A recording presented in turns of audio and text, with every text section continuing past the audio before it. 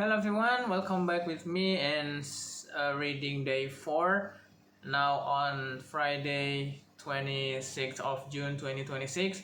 And then we continue our last reading, Sophie's World, the Garden of Eden. Okay, now it's part 2. The red house was surrounded by a large garden with lots of flower beds, fruit bushes, fruit trees of different kinds, a spacious lawn with a glider, and a little gazebo that granddad had built for Granny when she lost their first child a few weeks after it was born. Wow. The child's name was Mary. On her gravestone were the words, "Little Mary to us came, greeted us, and left again." Down in a corner of the garden, behind all the raspberry bushes, was a dense thicket where neither flowers nor berries would grow. Actually, it was an old hedge that had once marked the boundary to the woods, but because nobody had trimmed it for the last 20 years, it had grown into a tangled and impenetrable mess. Granny used to say the hedge made it harder for the foxes to take the chickens during the war. When the chickens had free range of the garden, when the chickens had free range of the garden. To everyone but Sophie, the old hedge was just as useless as the rabbit hutches at the other end of the garden. But that was only because they hadn't discovered Sophie's secret. Sophie had known about the little hole in the hedge for as long as she could remember. When she crawled through it, she came into a large cavity between the bushes. It was like a little house. She knew nobody would find her there. Clutching the two envelopes in her hand, Sophie ran through the garden, crouched down on all fours, and wormed her way through the hedge. The den was almost high enough for her to stand upright, but today she sat down on a clump of gnarled roots. From there, she could look out through tiny peepholes between the twigs and leaves.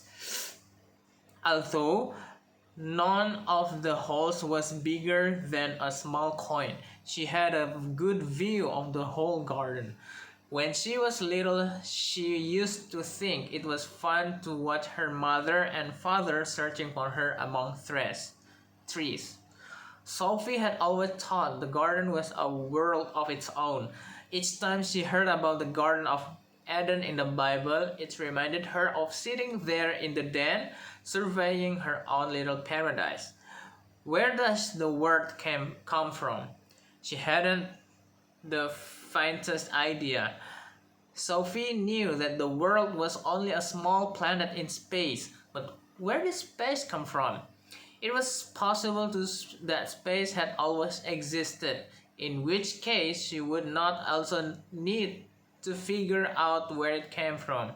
But could anything have always existed?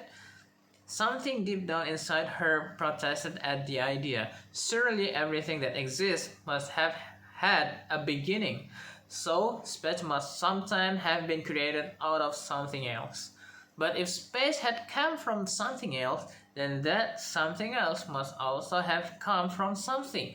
Sophie felt that she was only deferring the problem, and at some point, something must have come from nothing. But was that possible?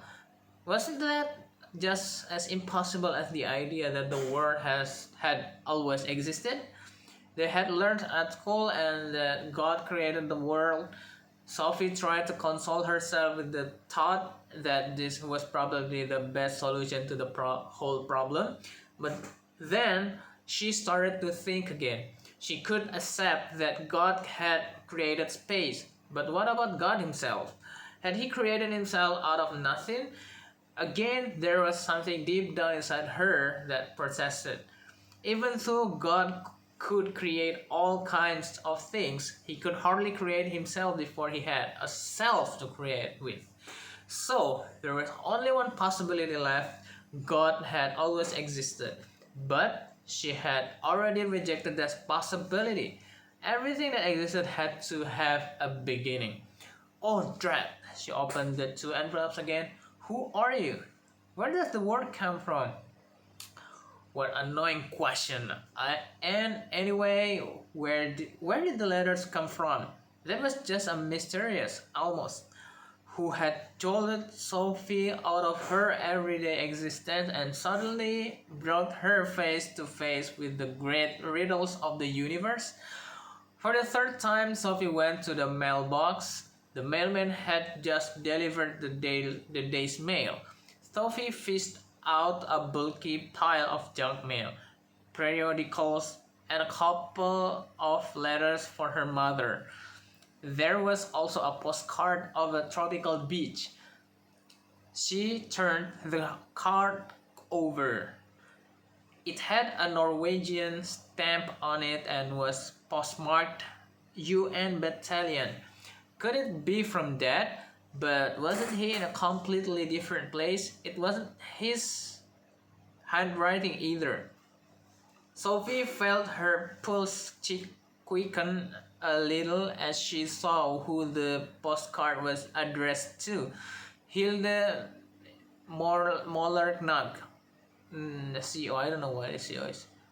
Sophie Amundsen. 3 Clover Close. Blah blah blah. The rest of the address was correct. The card read, There, Hilde. Happy 15th birthday. As I'm sure you'll understand, I want to give you a present that will help you grow. Forgive me for sending the card to Sophie. It was the easiest way. Love from Dad. Sophie raced back to the house and into the kitchen. Her mind was in a turmoil. Who was this Hilde, whose 15th birth was just a month before her own? Sophie got out the telephone book. There were a lot of people called Moller and quite a few called Knack, but there was nobody in the entire directory called Moller Knack. She examined the mysterious card again. It certainly seemed genuine enough. It had a stamp and a postmark. Why would a father send a birthday card to Sophie's address when it was quite obviously intended to go somewhere else? What kind of father would cheat his own daughter of a birthday card by purposely sending it astray? How could it be the easiest way? And above all, how was she supposed to trust this Hilde person? So now Sophie had another problem to worry about. She tried to get her thoughts in order. This afternoon, in the space of 2 short hours, she had been presented with 3 problems. The first problem was who had put the 2 white envelopes in her mailbox. The second was the difficult question these letters contained. The third problem was who Hilde Mollerknecht could be and why Sophie had been sent her birthday card. She was sure that the 3 problems were interconnected in some way. They had to be, because until today she had lived a perfectly ordinary life. Okay, I think that's all for reading today. For the next chapter is the top hat. Thanks for your attention. I hope you like the video. Thanks. See you on the next video. Bye bye.